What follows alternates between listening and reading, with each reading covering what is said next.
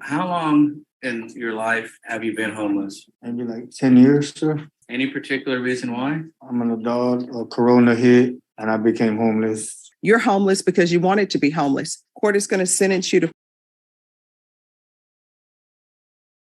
All right, the court is going to sentence you to 8 years in the prison. I'm not following that plea. Okay, thank you. We've got two cases today, and both of them are absolutely wild. The first one is about this cocky homeless guy spinning a story that Judge Boyd sees through in about 3 seconds flat. The second one? Let's just say it gets dark. I had to blur out parts because of how graphic the details were. What makes both of these cases so satisfying to watch is the exact same thing. They walk in expecting one outcome, and then Judge Boyd flips the script and completely stuns them. Honestly, the moment you can see it hit them that things aren't going their way, it's almost funny. Both defendants show different flavors of entitlement, but the theme is the same, a cold, hard reality check. Do you think either of them deserved a break, or was Judge Boyd spot on? Let's dive in and find out. Are you Andrew Drago? Yes, ma'am. All right. On June 30th, you entered a plea of no contest to the offense of aggravated assault with a deadly weapon. According to the plea bargaining agreement, the state is proceeding on counts 1 and 2. There's punishment to be assessed at a cap of 5 years. There's $2,500 fine, affirmative finding of deadly weapon, and the state is silent on your application. And there is a no contact order that's outside the agreement. Have both parties had a chance to review the PSI report, state? Yes, Your Honor. Defense? Yes, Your Honor. All right. Any objections, state? No, Your Honor. Defense? Your Honor. All right. Are there any witnesses, state? No, Your Honor. Defense, any witnesses? Yes, I'll call the defendant. All right. Could you raise your right hand for me, please? Do you solemnly swear or affirm the testimony you give will be the truth and nothing but the truth, so help you God? Yes, ma'am. Yes, All right. Your Honor. You can lower your hand if you'll state your name for the record. Matthew Andrew Drogo. All right. Defense? Mr. Hidrogo, we're here asking the court for probation, deferred adjudication today. Is that correct? Yes, sir. Huh? Yes, sir. I'm going to be asking you some questions. I'd like you to answer them directly and truthfully, okay? At the time of this offense, you were homeless. Is that correct? Okay. And make sure you speak out loud. Yes, sir. Okay. And looking through the PSI, I suspect that you've been homeless for quite some time. Is that correct? Yes, sir. You have, respectfully, you have an extensive criminal history, particularly with respect to misdemeanors, correct? Yes, sir. And it appears that most of those were for theft or criminal trespass. Yes, sir. Is that because you were homeless during those times? Yes, sir. You do have some felonies, but it looks like you've never been to GDC, correct? Yes, sir. You've been to state jail, however, on 3 times. Yes, sir. And were those for offenses related to your homelessness as well? Yes, sir. Okay. How long in your life, give or take, have you been homeless? Maybe like 10 years, sir. Okay. Any particular reason why? No, sir. I'm an adult, Corona hit me and my family, and I became homeless. Okay. Now, there's a few things that I want to speak to that the PSI addresses, okay? Now, in the PSI, you frankly, you deny committing the offense, correct? You state that you were acting in self-defense. Yes, sir. However, you chose to plead to this and not proceed to jury trial because you did not feel the jury would believe your defense. Is that correct? Yes, sir. And I spoke to you about that again this morning. Is that right? Yes, sir. And you persist that you do not want a jury trial because of the fact that you don't believe the jury will believe your defense. Is that correct? Yes, sir. Also, the PSI mentions that you are a confirmed gang member. And to that, how do you respond? No, sir. I'm not confirmed. Let me start over. They're just saying that you have to be careful what you ask for. And potentially, if the judge gives you deferred adjudication, and you violate that deferred adjudication, the court could at that time sentence you up to 20 years in prison versus the 5 years, which is the maximum today. Do you understand that? Yes, sir. So you understand that if you are asking for deferred adjudication and you get it, you better do everything that's asked of you, correct? Yes, sir. Are you going to be able to do what's asked of you, especially considering the fact that you've been essentially homeless for the last 10 years? Yes, sir.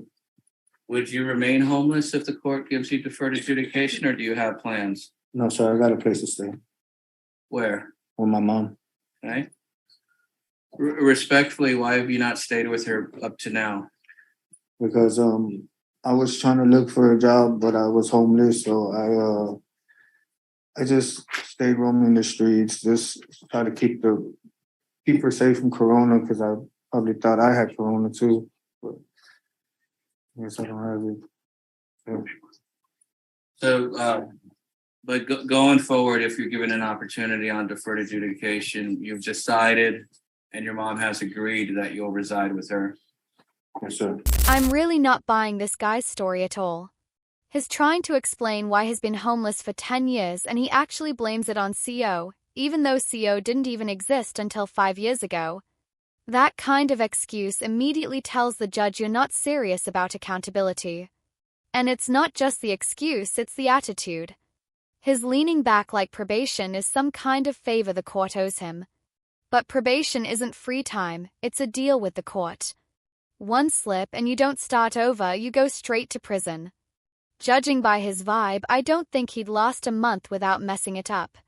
And what's wild is Judge Boyd usually gives people chance after chance. So even if he failed, she probably wouldn't max him out right away. That's just how unpredictable she can be. Still, it feels like the more he talks, the deeper he digs himself. Do you think he's fooling anyone, or is Judge Boyd just letting him ramble so he proves her point for her? The PSI, specifically the TAP, does not show that any drug treatment is necessary at this time. Would you agree with that? Yes, sir. You don't have a substance abuse disorder. No, sir. Is there anything else you want the court to know? No, sir. I'll pass. Stay silent. I'll pass the witness. State, do you have any questions? Just briefly, Your Honor. Sir, Mr. Gargle, the 2 times that you were given felony probation, you were given probation, but then you were revoked off your probation. Is that correct? One in 2009 for burglary of a building. Do you recall that? I can't remember what I think what it was. Sir. And then also evading arrest, second, back in 2014. You were revoked in 2014 and revoked in 2009. Do you recall that? Can't remember. Yes, sir. I think so. Thank you. No further questions, Your Honor. No questions, Karen. All right, I have a few questions. What gang are they alleging that you belong to? Oh, they're trying to say I'm a Sureño. Sureño Why would they say that? 13. Because they said I had a 13 on my stomach. They said I was a Sureño, but I'm not. What's significant about the number 13 for you that you would tattoo it on your stomach? It's just like I don't got it tattooed. It was just like a number I got when I was younger. But it's like a lucky number. It's not a gang thing. Like it's different stuff. It's just a number for like. So why all the numbers would you put that on there? Because it's for my name, Matthew. It's M2 for middle initial Matthew.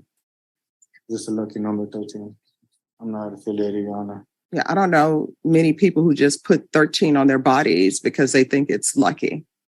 Unless they're gambling, and I don't think 13 is a lucky number when you gamble. All right. So why is it you can't hold a job for longer than 6 months? Because I was trying to apply for SSI checks, Your Honor. SSI for what? Mental disability. When I was in school, I was getting SSI checks. I was in behavior improvement special ed classes when I was growing up. There are a lot of people who are in special ed classes. They don't qualify for SSI. So again, we're back to this point because what you told your attorney was COVID hit and all these other things happened.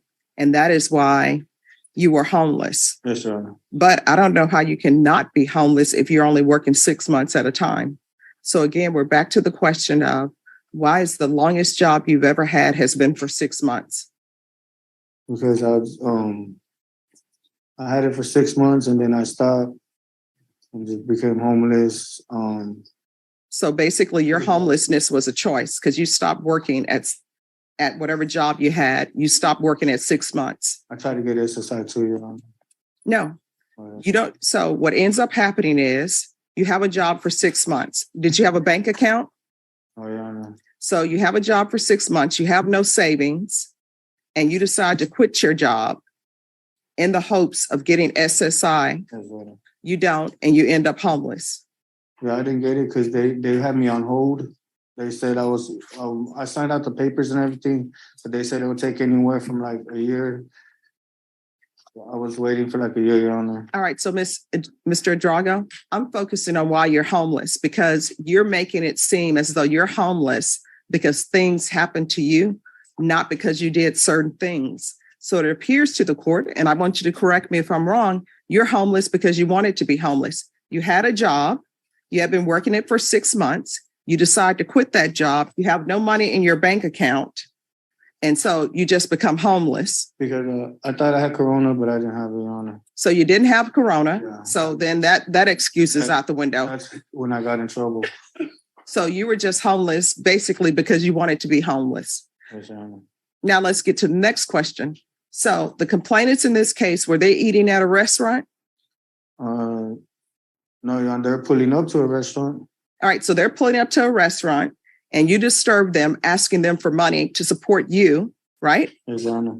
Because you're homeless and you don't want to work. So you want to get money from people who are trying to just go to a restaurant and enjoy their meal in peace, right? Yes, Your Honor. Now, how old is your mother? My mother, she's like 50 something. I'm not so sure, Your Honor. All right, so you don't know how old your mother is. What's her date of birth? I don't know, Your Honor. Do you know what month she was born in? Oh, Your Honor. Do you know what day it is? It's 4/27. So you're saying she was born in April? I don't know, Your Honor. I don't know when she was born. I don't know. She's like 56, 57. How old are you? Me, I'm 37. This next part is almost laughable. He says if he gets probation, he'll live with his mom, but then he can't even answer simple questions about her like her birthday or age. Judges pick up on those little details because they reveal whether you actually have a plan or if you're just winging it. And here it's so obvious. His mom probably isn't signing up to take him in, especially if he can't even name her birthday. That shows he's either lying or he just doesn't care. Maybe he blanked under pressure, sure, but paired with his lies about homelessness, it's clear he's just trying to dodge jail time. Honestly, he comes across as lazy, no work, no accountability, just coasting. And that's exactly the kind of attitude that lands you back in front of a judge. Do you think Judge Boyd should have even entertained that excuse? Or should she have just shut it down immediately as a flat-out lie? All right. Is there anything else you wish to say, Mr. Idrago? No, Your Honor. All right. The court is going to find you guilty in count 1 and count 2. Court is going to sentence you to 5 years in the prison in each count. Each count will run concurrent. Give you credit for any time served. There's an affirmative finding of a deadly weapon. All right, we can go off the record. Mr. Drago, when you get out, you need to make better choices. Get employed.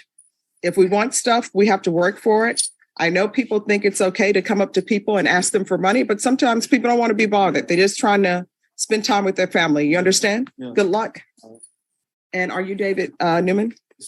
Are both parties ready to proceed on this motion to revoke? Are you the same David Matthew Newman who was placed on community supervision in 2021 CR 0689 for the offense of possession of on February 1st, 2022 for a term of 10 years? Is that you?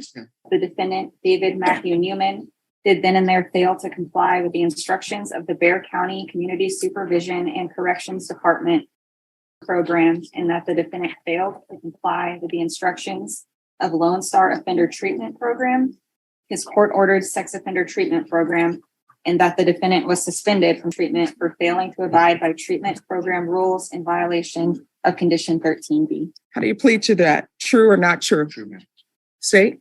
In condition 13H, on or about the 12th day of September 2022 in Bexar County, Texas, the defendant David Matthew Newman did then and there fail to comply with the instructions of the Bexar County Community Supervisions and Corrections Department program, and that the defendant was in possession of materials in violation of condition 13H. How do you plead to that? True or not true? State. And lastly, the state is proceeding under condition 16 on or about the 21st day of September 2022 in Bexar County, Texas. The defendant David Matthew Newman failed to comply with Chapter 62 requirements in violation of condition 16. How do you plead to that? True or not true? Did you understand by pleading true to violations 13B, 13H, and 16, the court could find it true, grant the motion, sentence you to 10 years in the prison, and up to a $1,500 fine? Did you understand? I understand. Knowing that, do you still wish to plead true to 13B, 13H, and 16? Yes, ma'am. Court will find 13B, 13H, and 16 true. Is there an agreement? There is an agreement, Your Honor. And what is the agreement? Revocation and a sentence of 6 years TDC. That is correct, Your Honor. All right. With regards to allegation number 16, is that a different type of? That is non-contraband, not child pornography. Adult? Yes, ma'am. All right, the court is going to grant the motion, revoke you, sentence you to 8 years in the prison, give you credit for any time served. There's a $1,500 fine. Time and money will run concurrent. There to be Chapter 62 registration. I'm going to show you what's entitled Trial Court Certification of Defendant's Rights to Appeal. Did you review that document with your attorney? Did you understand it? Yes, ma'am. All right. You have a limited right to appeal, and that's as it relates to the allegations in the motion, not the fact that you were on community supervision. Do you understand? All right. Good luck to you. Good. Yes. The deal was for 6 years, and I believe you announced 8. Is that? Yes. I'm not following that plea. Okay. Thank you.